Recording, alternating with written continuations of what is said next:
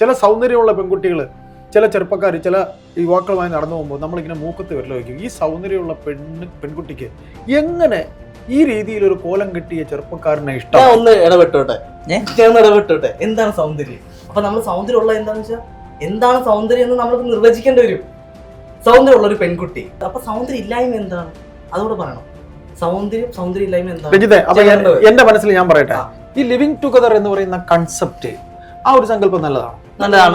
കാര്യം 60 വയസ്സ് കഴിഞ്ഞാൽ അല്ലെങ്കിൽ 50 വയസ്സ് കഴിഞ്ഞാൽ ആണുങ്ങൾക്ക് ഈ സ്വന്തം ഭാര്യമാരായിട്ടുള്ള വേഴ്ച നടക്കാറില്ല, ബന്ധപ്പെടൽ നടക്കാറില്ല. ഈ ചേട്ടന്മാരാണ് കാണുന്ന ഞരമ്പെല്ലാം കാണിക്കുന്നത്. പിന്നെ ഒന്നുകൂടെ ഇതിന്റെ വേറൊരു കാര്യം കൂടി പറയാം. കുളിക്കാത്ത ചെറുപ്പക്കാരൻ, ഇപ്പൊ ഞാൻ പറഞ്ഞില്ലേ, ഒരാൾ നടന്നു പോകണമെങ്കിൽ ഇവനെ ഈ കോലത്തിനെ ഈ പെൺകുട്ടി ഇഷ്ടപ്പെട്ടെന്ന് പറഞ്ഞു. ഒരാഴ്ച കൂടുമ്പോ കുളിക്കുന്നവനാ, നാറ്റം അടുത്ത് ചെല്ലുമ്പോ നാറ്റം കാരണം ഇരിക്കാൻ പറ്റാത്തവനാ. കുളിക്കാത്തവർക്ക് വൃത്തിയില്ലെന്ന് അർത്ഥമില്ല. കുളിക്കാത്തവർക്ക് വൃത്തിയില്ലെന്നോ? അർത്ഥമില്ല. അത് ഞാൻ അധികം കുളിക്കാറില്ല. അല്ല, ഫോറിൻ സംസ്കാരമല്ല നമ്മുടെ സംസ്കാരം. കുളി നമ്മുടെ സംസ്കാരമല്ല. ഇനി നിങ്ങൾ ഒരു പെൺകുട്ടിയിൽ കാണുന്ന പ്രണയ സങ്കല്പത്തെ കുറിച്ച്, ഞാൻ ട്രെൻഡിൽ നിന്ന് പ്രണയ സങ്കല്പത്തിലേക്ക് ഞാൻ പറയാം. നമ്മളൊന്നും പ്രതീക്ഷിക്കാൻ പാടില്ല. ഒന്നാമത്തെ കാര്യം, നമ്മൾ പ്രതീക്ഷിക്കുമ്പോഴാണ് ഏറ്റവും കൂടുതൽ പ്രശ്നങ്ങൾ ഉണ്ടാകുന്നത്. പ്രതീക്ഷകളാണ് ഒരു മനുഷ്യനെ ഇല്ലാതാക്കുന്നത്. നമുക്കൊരാളെ ഇഷ്ടപ്പെടുന്നുണ്ടെങ്കിൽ അതിൻ്റെ ഏറ്റവും അടിസ്ഥാന ഘടകം എന്ന് പറയുന്നത് ഫ്രണ്ട്ഷിപ്പാണ്. എല്ലാ റിലേഷൻഷിപ്പിൻ്റെ ഏറ്റവും അടിസ്ഥാനമായിട്ടുള്ള ഘടകം എന്താണെന്ന് വെച്ച് കഴിഞ്ഞാൽ ഫ്രണ്ട്ഷിപ്പാണ്, സൗഹൃദം.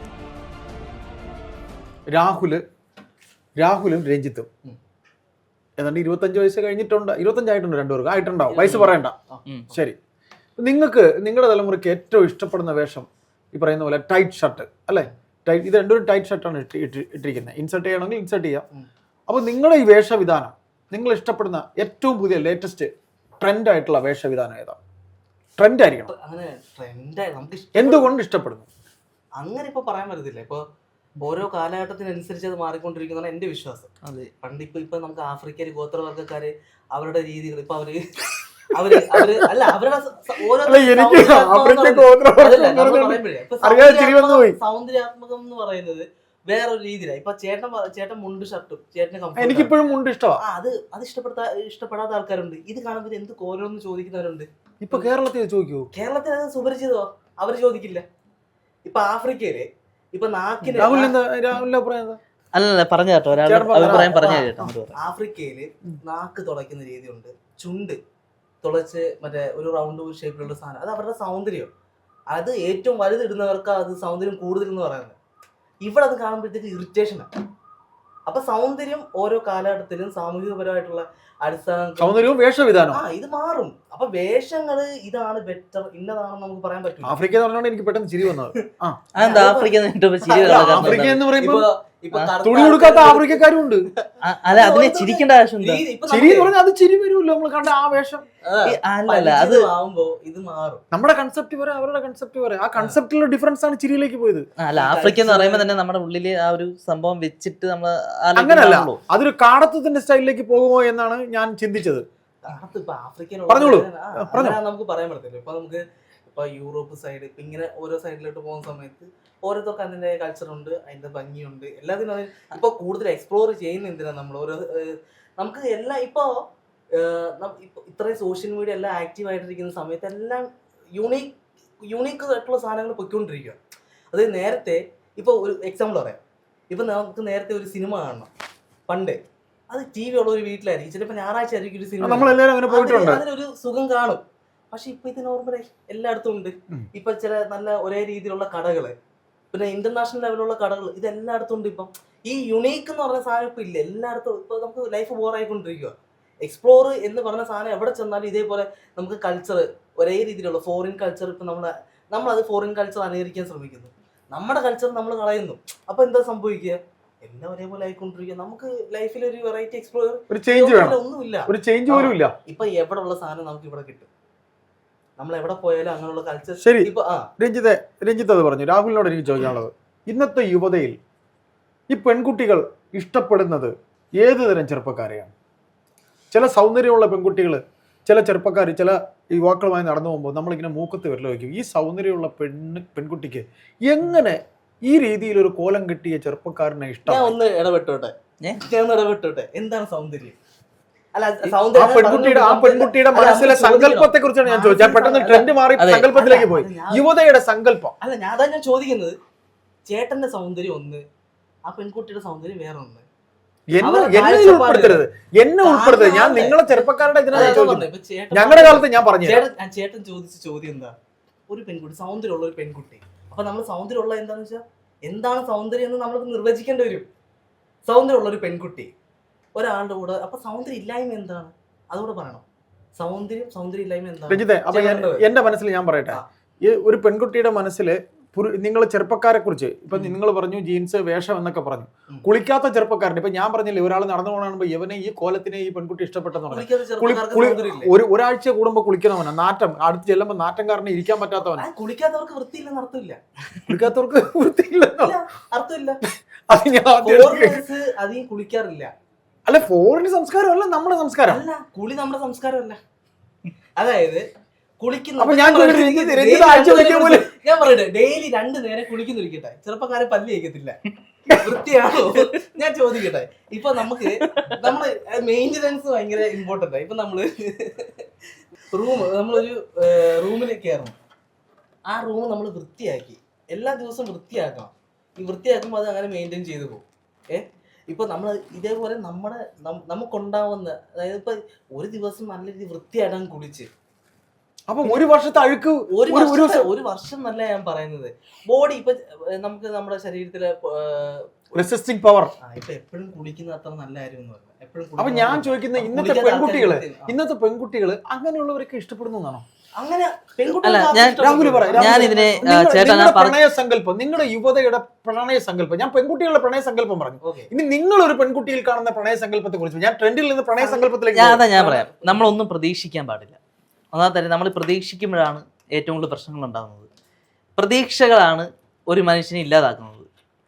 അപ്പോൾ സങ്കല്പമല്ല, നമ്മളിപ്പോൾ ഒരാളെ ഇഷ്ടപ്പെടുന്നത് എന്താണെന്ന് വെച്ചാൽ ആളുടെ ക്യാരക്ടർ ആയിരിക്കും. കാൽപ്പനികതയിൽ ഒന്നും ജീവിക്കുന്നവരല്ല നിങ്ങൾ, ഓൺലി പ്രാക്ടിക്കൽ മാത്രം ജീവിക്കും. അങ്ങനെ പറയാൻ പറ്റില്ല. എല്ലാവർക്കും മനുഷ്യനായ സങ്കല്പം കാണും, ഉറപ്പായിട്ടും കാണും. സ്വപ്നങ്ങളില്ലാത്ത ആരും. ഞാൻ ചോദിച്ച പോലെ ഈ പെൺകുട്ടികൾക്ക് സങ്കല്പത്തിൽ ഒരു പുരുഷനില്ലേ? ഇതിനൊക്കെ കുളിക്കാത്ത, ഞാൻ പറയാം, എനിക്ക് എന്റെ സങ്കല്പത്തിൽ ഒരാളുണ്ടെന്ന് ഇരിക്കട്ടെ. ഞാൻ എല്ലാ ചെറുപ്പക്കാരെയും പറയില്ല, ചില നല്ല പെൺകുട്ടികളുണ്ട്. രാവിലെ നോക്കുമ്പോ അവൻ ജീൻസ് ഇട്ടിട്ട് 7 മാസമായി കാണും, അവന്റെ തലമുടി വന്നേരെ കോത്ത് പോലും ഇല്ല, ഒരു കമ്മലല്ല 3 കമ്മല് മൂക്കിൽ.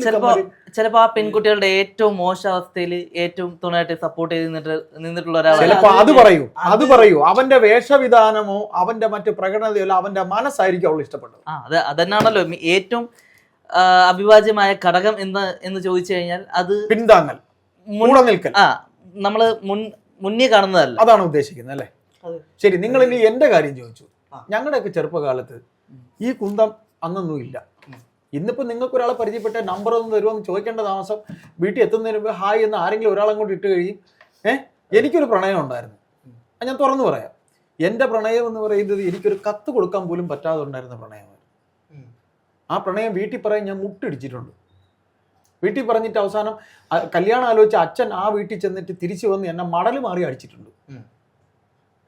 അതായിരുന്നു ഞങ്ങൾ അനുഭവിച്ചത്. അപ്പോൾ അതുമായിട്ട് നിങ്ങൾ ആലോചിച്ച് നോക്കുമ്പോൾ നിങ്ങൾ അടങ്ങുന്ന യുവതയ്ക്ക് ഇതിൽ കൂടുതൽ ഫ്രീഡം വേറെ ഇല്ല. പക്ഷെ ഇപ്പോഴും അതിന്റെ പേര് കൊലപാതകങ്ങൾ, ഈ ദുരഭിമാന കൊലയൊക്കെ. അവിടെ എനിക്ക് ചില കാര്യങ്ങൾ ചോദിക്കാനുണ്ട്. ഇപ്പൊ നിങ്ങൾ ഈ വേഷവിധാനവും ഈ ഇതിലും പിന്താങ്ങൽ എന്ന് പറയുമ്പോൾ, പ്രിയപ്പെട്ട ചെറുപ്പക്കാരെ, ഒരു പ്രണയം തകരുമ്പോൾ ആ പെൺകുട്ടിയെ കൊല്ലാൻ പോകുന്നു. നമ്മളൊരിക്കലും ഈ സംസാരിച്ച് വളരെ ഹാസ്യാത്മകമായി നമ്മൾ ചിരിച്ചു വന്നു, സീരിയസ് ആയ ഒരു വിഷയത്തിലേക്ക് നമ്മൾ അറിയാതെ എത്തിപ്പെടുകയാണ്. ഈ പറയുന്ന പ്രണയം ഉണ്ടാകുമ്പോൾ അവളെ കിട്ടിയില്ലെങ്കിൽ അവളെ കൊല്ലും. അതൊരു ശരിയായ നടപടിയാണ്. നടപടി. എനിക്ക് വേറൊരു കാര്യം പറഞ്ഞു, അത് വെച്ചിട്ടാണ് ഞാൻ കണക്ട് ചെയ്യുന്നത്. ഇപ്പോ ചേട്ടൻ നേരത്തെ പറഞ്ഞായിരുന്നു മറ്റേ ഡ്രസ്സിന്റെ കാര്യം. നമ്മൾ നീറ്റായിട്ട് ഡ്രസ് ചെയ്ത ഒരാള് നീറ്റ് ആയിരിക്കണം എന്നില്ല. പെർഫെക്ഷൻ എന്നുള്ളത് ഇൻപെർഫെക്ഷൻ ആണ്. അതായത് നമുക്ക് ഇപ്പോ എന്റെ ക്യാരക്ടറുമായിട്ട് മാച്ച് ചെയ്യുന്ന ഒരാളെ വേണം നമ്മൾ നോക്കുക. അതിലിപ്പോ താങ്കളുടെ മനസ്സിലെ സങ്കല്പം, എന്റെ സങ്കല്പമല്ല. അതായത് ഇപ്പൊ ഫുള്ളി ഭയങ്കര നീറ്റ് ആൻഡ് ക്ലീൻ, ഭയങ്കര പെർഫെക്റ്റ് ആണ്, അങ്ങനെ ഒരാൾ എല്ലാവർക്കും മാച്ച് ആവണമെന്നില്ല.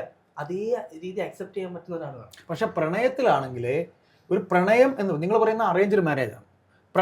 പ്രണയം എന്ന് പറയുന്നത് കണ്ണില്ലാത്ത എന്നാ പറയുന്നത്. പ്രണയത്തിന് കണ്ണില്ല. അവിടെയാണ് ഞാൻ പറഞ്ഞത് കുളിക്കാത്തവൻ, നനയ്ക്കാത്തവൻ, തലമുടി കോതാത്തവൻ. പക്ഷേ ഈ അറേഞ്ച്ഡ് പ്രണയത്തിന് കണ്ണില്ല. പ്രണയത്തില് കണ്ണില്ല എന്ന് പറയുന്നത് എന്തുകൊണ്ടാണ്? പ്രണയം അത്ര ദിവ്യമാണ് എന്നുള്ളതുകൊണ്ടാണ്. അല്ലാതെ എന്തുകൊണ്ടാണ്? നമ്മളൊരാളെ പ്രണയിക്കുമ്പോഴത്തേക്ക് നമ്മൾ അയാളുടെ ചിലപ്പോൾ പ്രായം നോക്കാറില്ല, സൗന്ദര്യം നോക്കാറില്ല. അവിഹിതം അങ്ങനെ ആവുന്ന പ്രായം നോക്കാതിരിക്കുമ്പോൾ. അല്ല, പ്രായം എന്ന് പറഞ്ഞാൽ ഇപ്പൊ കല്യാണം കഴിഞ്ഞവർക്ക് പ്രായമുണ്ട്. കല്യാണം കഴിയാത്ത പ്രായം കൂടി വരാം. ഈ സച്ചിൻ ടെണ്ടുൽക്കർ കെട്ടിയത് കല്യാണം ഇതൊരു പ്രശ്നമല്ലല്ലോ, അതല്ല ഞാൻ പറഞ്ഞത്. സച്ചിൻ ടെണ്ടുൽക്കർ കെട്ടിയത് പോലെയാണ് രഞ്ജിത്ത് അദ്ദേഹം രാഹുൽ ഉദ്ദേശിക്കുന്നത്. ഞാൻ ഉദ്ദേശിക്കുന്നത് ഇപ്പം പ്രണയം എന്ന് പറയുമ്പോഴത്തേന് എന്താ പറയാ, അതിന് ഏജോ ഒന്നും ഒരു വിഷയമല്ല, കാരണം ഒരു ബാറും ഇല്ല. അപ്പൊ അത് കല്യാണം കഴിച്ചോ ഇല്ലയോ അതൊന്നുമല്ല. നമുക്ക് ഒരാളെ ഇഷ്ടപ്പെടുന്നുണ്ടെങ്കിൽ അതിന്റെ ഏറ്റവും അടിസ്ഥാന ഘടകം എന്ന് പറയുന്നത് ഫ്രണ്ട്ഷിപ്പാണ്. എല്ലാ റിലേഷൻഷിപ്പിന്റെ ഏറ്റവും അടിസ്ഥാനമായിട്ടുള്ള ഘടകം എന്താന്ന് വെച്ച് കഴിഞ്ഞാൽ ഫ്രണ്ട്ഷിപ്പാണ്, സൗഹൃദം. അവിടെ അത് കണക്ട് ആവുന്നുണ്ട്, എല്ലാവരുമായിട്ടും നല്ലപോലെ അത് വർക്ക് ആവുന്നുണ്ട്. ഇയാൾ നമുക്ക് നല്ലപോലെ നമ്മുടെ കൂടെ കൂട്ടാൻ പറ്റുന്ന ആളാണെന്നുണ്ടെങ്കിൽ അതൊന്നും നമ്മളെല്ലാവരും ഇപ്പൊ കൊച്ചിയിൽ ജീവിക്കുന്നവരാണ്. ഇപ്പൊ നമ്മൾ ആദ്യം നമ്മൾ പറഞ്ഞു വന്ന കാര്യം ഇങ്ങനെ യുവതയുടെ നമ്മൾ ഇവിടെ ഇപ്പോ ഈ പറയുന്ന ലിവിങ് ടുഗദറും ഉണ്ട്. നല്ലതല്ലേ ഈ ലിവിങ് ടുഗദർ എന്ന് പറയുന്ന കൺസെപ്റ്റ്? ഞാൻ ഇപ്പോൾ കൊച്ചിയിൽ 10 വർഷമായി. ഞാൻ ഒരുപാട് ലിവിങ് ടുഗദറിനെ കണ്ടിട്ടുണ്ട്. എൻ്റെ തന്നെ സുഹൃത്തുക്കൾ ലിവിങ് ടുഗദറായിട്ട് ജീവിച്ചവർ, ഇപ്പോൾ കല്യാണം കഴിച്ചവരുണ്ട്. ആ ഒരു സങ്കല്പം നമ്മുടെ സംസ്കാരവുമായി അതൊരു ക്ലീശ ചോദ്യമാണ്, എന്നാലും ചോദിക്കുക, ആ ഒരു സങ്കല്പം നല്ലതാണ്? ഒന്ന് വ്യക്തമാക്കാമോ? വ്യക്തമാക്കാനൊന്നുമില്ല, ഒരാളെ മനസ്സിലാക്കി ഇഷ്ടപ്പെട്ടില്ലെങ്കിൽ പറഞ്ഞേക്കും. അതല്ലേ വേണ്ടത്, നമ്മൾ കടിച്ചു തൂങ്ങിക്കേണ്ട ആവശ്യമില്ലല്ലോ. നമുക്ക് ഒരാളെ അപ്പൊ ഈ പവിത്രതയ്ക്ക് ഇപ്പൊ ഒരു സാധനം ചേട്ടൻ ഈ ഒരു ലൈഫ് അല്ലേ ഉള്ളൂ. എനിക്ക് ഒറ്റ ലൈഫേ ഉള്ളൂ. പവിത്രത ഉദ്ദേശിക്കുന്നത് എന്താണ് പവിത്രത? ഞാൻ പറയട്ടെ, ഞങ്ങളൊക്കെ വിവാഹം കഴിക്കുമ്പോ ഇപ്പൊ എനിക്കിപ്പോ വയസ്സ് 53ആയി. എന്റെ 28 വയസ്സ്, ഞാൻ 26 വയസ്സ് വിവാഹം കഴിച്ചവനാ. എനിക്കൊരു കൺസെപ്റ്റ് ഉണ്ടായിരുന്നു, ഞാൻ വിവാഹം കഴിക്കുന്ന പെൺകുട്ടി ഞാൻ തന്നെ ആയിരിക്കണം അവളെ ആദ്യം സ്പർശിക്കേണ്ടത്. ഞാൻ തന്നെ ആയിരിക്കണം ആദ്യം അവളെ സ്പർശിക്കേണ്ടത്. എനിക്കും ഒരു കൺസെപ്റ്റ് ഉണ്ടായിരുന്നു, ഞാൻ വിവാഹം കഴിക്കുന്ന പെൺകുട്ടിയെ ഞാനൊരു സ്ത്രീ എന്ന രീതിയിൽ തൊടത്തുള്ളൂ. അതുകൊണ്ടുള്ള ബെനിഫിറ്റ് എന്താണ്? അത് എന്റെ മനസ്സിന്റെ സങ്കല്പമായിരുന്നു. ബെനിഫിറ്റ് ഞാൻ ചിന്തിച്ചിട്ടില്ല. ബെനിഫിറ്റ് എന്തെങ്കിലും അതായത് ഇപ്പൊ അങ്ങനെ ഇപ്പൊ നിങ്ങൾ ഈ തലമുറ എന്ന് പറയുന്ന എല്ലാം ബെനിഫിറ്റിന് പറയാൻ പോകരുത്. ബെനിഫിറ്റ് തന്നെ ഞാൻ ചോദിക്കുന്ന ഒരു ചോദ്യം, കന്യകയായിട്ടുള്ള ഒരു പെൺകുട്ടിയെ കെട്ടി, വെർജിൻ ആയിട്ടുള്ള ഒരു പെൺകുട്ടിയെ കെട്ടി, ഫുള്ളി ഓക്കെ ആയിരിക്കും. നമ്മൾ വെർജിൻ ആയിട്ടുള്ള നമ്മളാണ് ആ ശരീരത്തിൽ ആദ്യം തൊടുന്നത്. ആ കല്യാണ ജീവിതം ഒരിക്കലും. അപ്പൊ പിന്നെ അങ്ങനെ ഒരു കൺസെപ്റ്റിന്റെ ആവശ്യം എന്താ? നമുക്ക് നമ്മുടെ സെക്ഷൽ ഫ്രസ്ട്രേഷൻ അല്ലെങ്കിൽ നമുക്ക് സെക്ഷൽ ഫ്രീഡോ അങ്ങനെ നമുക്ക് നമ്മുടെ ബെറ്റർ ആയിട്ടുള്ള പാർട്ട്ണറല്ലേ വേണ്ടത്. സാഡിസം, അത് ഈ സെക്സിന് തന്നെ സാഡിസ്റ്റ് ആയിട്ടുള്ള ആൾക്കാർ ഒരുപാടുണ്ട്. അപ്പൊ ഈ സെക്ഷൽ ആയിട്ടുള്ള കാര്യങ്ങൾ നമ്മൾ അറിയണം. നിങ്ങൾ ഈ സാഡിസം എന്ന് പറഞ്ഞു, നിങ്ങൾ രണ്ടുപേരും തീരെ ചെറുപ്പക്കാരായ ആൾക്കാരാണ്. ഈ 2-3 കൊല്ലത്തിന് മുമ്പ് നമ്മൾ കോഴിക്കോട് നടക്കാവിലൊരു വിവാഹത്തിന്റെ വിഷയം നമ്മൾ കേട്ടിട്ടുണ്ട്. ഇത് കൊച്ചിയിൽ ഒരു പെൺകുട്ടി ആ വീട്ടിൽ നിന്ന് ഭർത്താവിന്റെ പീഡനം സഹിക്കവേ അത് തിരിച്ചു പോകും. നമ്മൾ 2-3 വിഷയങ്ങളിൽ ഇങ്ങനെ വന്നു പോവുകയാണ്. എന്തുകൊണ്ട് ചെറുപ്പക്കാർ ഇങ്ങനെ സാഡിസ്റ്റ് ആകുന്നു? നിങ്ങൾ എന്നോട് വെർജിൻ ആണെന്ന് നിങ്ങൾ വിവാഹം കഴിക്കുന്ന എൻ്റെ സങ്കല്പത്തെക്കുറിച്ച് പറഞ്ഞു. ഞാൻ അപ്പം ഉത്തരം പറയും. ഇത് നമ്മൾ ഈ കാണുന്ന നമ്മുടെ ഈ സമകാലിക ലോകത്തെ ചെറുപ്പക്കാർക്ക് എന്താണ്, പ്രത്യേകിച്ച് കേരളത്തിൽ വളരെ വലിയ ലൈംഗിക ദാരിദ്ര്യം അനുഭവപ്പെടുന്നത്? അപ്പൊ ലൈംഗിക ദാരിദ്ര്യം ഇപ്പൊ ഇല്ലെന്നാണ്, കുറഞ്ഞിട്ടുണ്ടെന്നാണ്. അപ്പൊ ഈ പരിചയപ്പെടുന്ന സൗഹൃദത്തിലിരുന്ന ആണും പെണ്ണും ലൈംഗികത അവർക്ക് പരസ്പരം അങ്ങോട്ടും ഇങ്ങോട്ടും അതെന്താ പ്രശ്നം? അപ്പൊ ഞാൻ ഒരു കാര്യം പറയട്ടെ, അപ്പൊ അത് അങ്ങനെ പ്രശ്നമില്ല. പണ്ട് സ്ത്രീകളുടെ ഫീലിങ്സിന് ഒരു വാല്യൂ ഇവര് കൊടുത്തിരുന്നില്ല. പണ്ടത്തെ ആൾക്കാരുടെ കാഴ്ചപ്പാട് ഞാൻ പറഞ്ഞത്, ഫാന്റസി എന്താണെന്നോ അവരുടെ ആഗ്രഹം എന്താണെന്നോ അതൊന്നും അറിയാതെ ചെയ്തിരുന്ന അടിച്ചമർത്തപ്പെട്ട് കിടന്ന സ്ത്രീകൾ. അപ്പൊ ശരിക്കും അതിന്ന് ഇപ്പൊ ഒരുപാട് മൂവ് ആയിട്ടില്ലേ? അപ്പൊ ഇപ്പൊ നമ്മൾ അഭിനന്ദിക്കപ്പെടുകയല്ലേ ചെയ്യുന്നത്? അതല്ലേ വേണ്ടത്. അപ്പൊ ഞാൻ നിങ്ങൾ പറഞ്ഞ മറ്റൊരു കാര്യത്തിലേക്ക് വരാം. ഈ ചെറുപ്പക്കാർ ഇപ്പൊ ഒരു പെൺകുട്ടിയെ വിവാഹം കഴിച്ച് ഒരു വീട്ടിലേക്ക് അയക്കുന്നു. ഈ പുരുഷനായിട്ട് വരുന്ന അല്ലെങ്കിൽ ഭർത്താവായിട്ട് വരുന്ന ചെറുപ്പക്കാരന്റെ ലൈംഗിക വൈകൃതങ്ങൾ എന്തുകൊണ്ടുണ്ടാകുന്നു? അത് സാഡിസം. ഇതുവരെ ചില പെൺകുട്ടികൾ ഉയരം കൊണ്ട് ഓടി വീട്ടിൽ വരും, എന്റെ പൊന്നച്ച എനിക്ക് അയാളോട് ജീവിക്കാൻ വയ്യ. എന്തുകൊണ്ട്? അത് ചെറുപ്പക്കാർ പറയാം. ലിവിങ് ടുഗദർ അവിടെ നിന്നോട്ടെ, ലിവിങ് ടുഗദർ അവിടെ നിന്നോട്ടെ. ഇപ്പൊ ചില പെൺകുട്ടികൾക്ക് അവരെ ശ്വാസം മുട്ടിച്ചാൽ മാത്രമേ ഓർഗാസം ഉണ്ടാവും. കാരണം എന്താ? അങ്ങനെ മരണങ്ങൾ സംഭവിച്ചിട്ടുണ്ട്. ആ പെൺകുട്ടി സാഡിസ്റ്റ് ആയതുകൊണ്ട് എങ്കിൽ മാത്രമേ അവർക്ക് ഓർഗാസം ഉണ്ടാവും. അത് അപ്പൊ നമുക്ക് സെക്ഷൽ ആയിട്ടുള്ള അറിവ് ഉണ്ടായിരിക്കണം. സെക്സ് എഡ്യൂക്കേഷനെ ക്രിസ്ത്യൻ ഫാമിലികളിലെ ക്രിസ്ത്യൻ സമുദായത്തിലെ കല്യാണത്തിന് മുമ്പ് ഇതിനെ സംബന്ധിച്ച് ക്ലാസ് എടുക്കാറുണ്ട്. ഞാൻ നിങ്ങൾക്ക് രസകരമായ എൻ്റെ ഒരു അനുഭവം ഞാൻ പറഞ്ഞുതരാം. ഞാൻ 26 വയസ്സ് വിവാഹം കഴിക്കാൻ പോകുന്നു. ഞാൻ ദീപികയിൽ ജോലി ചെയ്യുകയാണ്. ക്രിസ്ത്യൻ പത്രമാണ്. അപ്പോൾ ന്യൂസ് എഡിറ്റർ ആയിട്ടുള്ള വളരെ സൗഹൃദമുള്ള, നമ്മുടെ ഇവിടുത്തെ പോലെ തന്നെ വളരെ സൗഹൃദമുള്ള അന്തരീക്ഷമുള്ള ഒരു സ്ഥാപനമാണ് ദീപിക. അപ്പോൾ എന്നെ ആ എഡിറ്ററെ വിളിക്കുകയാണ്, ന്യൂസ് എഡിറ്റർ വിളിക്കുകയാണ്. ഐബദാസ്, നീ ഇങ്ങ് വന്നേ ക്യാബിനിലോട്ട് എന്ന്. നീ വിവാഹം കഴിക്കാൻ പോകുന്നു, നിനക്ക് ഇതിനെക്കുറിച്ച് എന്തറിയാം? സുഹൃത്തുക്കളെ, ഇന്ന് വിരൽത്തുമ്പിൽ ഫോൺ കിട്ടുന്ന സംഭവങ്ങളാണുള്ളത്. അന്ന് വീഡിയോ കാസറ്റൊക്കെ ഇട്ടാണ് ചെറുപ്പക്കാർ ഒരു ദിവസം, എടാ അളിയാ വാ നമുക്കൊരു തുണ്ട് കിട്ടിയിട്ടുണ്ട് എന്ന് പറഞ്ഞ് വിളിച്ചിട്ടാണ് പോകുന്നത്. എനിക്കാണെങ്കിൽ ഒരു ഉണ്ടയും അറിയത്തില്ല. ഞാൻ സത്യമാണ് ഓപ്പൺ ആയിട്ട് പറയുക. 26 വയസ്സ് കല്യാണം കഴിക്കാൻ പോവുക. ഒരു തവണ എന്തോ ഒരു വീഡിയോ കണ്ടിട്ടുണ്ട്. പുള്ളിക്കാരൻ വിളിച്ചിരുത്തി എന്നോട് കുറെ കാര്യങ്ങളൊക്കെ ചോദിച്ചു. അക്ഷരാർത്ഥത്തിൽ പൊട്ടനായിരുന്നു. നിങ്ങൾ ഇത്രയും പക്വതയുള്ള ആൾക്കാരെന്ന രീതിയിൽ നിങ്ങൾ എന്തിനാണ് ചിരിക്കുന്നത്? നിങ്ങൾ ഈ പറയുന്ന വാക്കുകളും നിങ്ങളുടെ പ്രവൃത്തികളും ഒക്കെ നിങ്ങൾ ഭയങ്കര എന്നെക്കാളും വളരെ പക്വതയിൽ ചിരിച്ച ആൾക്കാരാണ്. അപ്പൊ എന്റെ സംശയം, എന്റെ കാര്യം ഞാൻ പറഞ്ഞു. ഞാൻ തിരിച്ചിറങ്ങുമ്പോൾ എന്റെ കൂട്ടുകാരെല്ലാം കൂടെ പറഞ്ഞു, നിന്റെ മനസ്സിനെ അയാൾ മലീമസമാക്കി, അയാളെ പോലൊരു പരനാറിയെടുത്ത് നീ എന്തിനു പോയിരുന്നു എന്ന് ചോദിച്ചു. ഞാൻ ഇത്രയും പറയാം, ഇത് എന്റെ കാര്യമാണ്, അതവിടെ നിന്നോട്ടെ. അപ്പൊ എന്തുകൊണ്ട് വിവാഹം കഴിച്ച് അയക്കുന്ന ഈ പെൺകുട്ടി ഓടി വീട്ടുകാരോടൊന്ന് പറയുന്നത് എനിക്ക് ആ കശ്മലിനോട് ജീവിക്കാൻ വയ്യേ? എന്താ കാരണം? അവൻ ഈ കാണിക്കുന്ന സാഡിസം. അപ്പൊ അതിന്റെ കാരണം നിങ്ങൾ ഇത്രയും മെച്യൂരിറ്റി കാണിക്കുന്ന ചെറുപ്പക്കാർ, പ്രണയിക്കുന്ന പെണ്ണിനെ കുത്തിക്കൊല്ലുന്ന ചെറുപ്പക്കാർ, അവന് ഞാൻ കിട്ടിയില്ലെങ്കിൽ അവന് വേറൊരുത്തനും കിട്ടണ്ട. പ്രിയപ്പെട്ട സുഹൃത്തുക്കളെ, അതിനോട് എനിക്ക് എതിർപ്പുണ്ട്. നിങ്ങൾ അത് വിട്ടുകളെ. നിങ്ങൾക്കിപ്പോ ശരീരം കൊണ്ട് അവളെ കിട്ടിയില്ല എന്നുണ്ടെങ്കിൽ ആ ശരീരം വേറൊരാൾക്ക് വേറൊരു ഭർത്താവിനോടൊപ്പം ആ കുട്ടി വേറെ വിവാഹം കഴിച്ചു പോകണമെങ്കിൽ നിങ്ങൾ എന്തിനു എതിർക്കണം? നിങ്ങൾ ഇത്രയും മെച്യൂരിറ്റി ഉള്ള ആൾക്കാരാണ്, നിങ്ങൾ അത് മനസ്സിൽ കാണണം.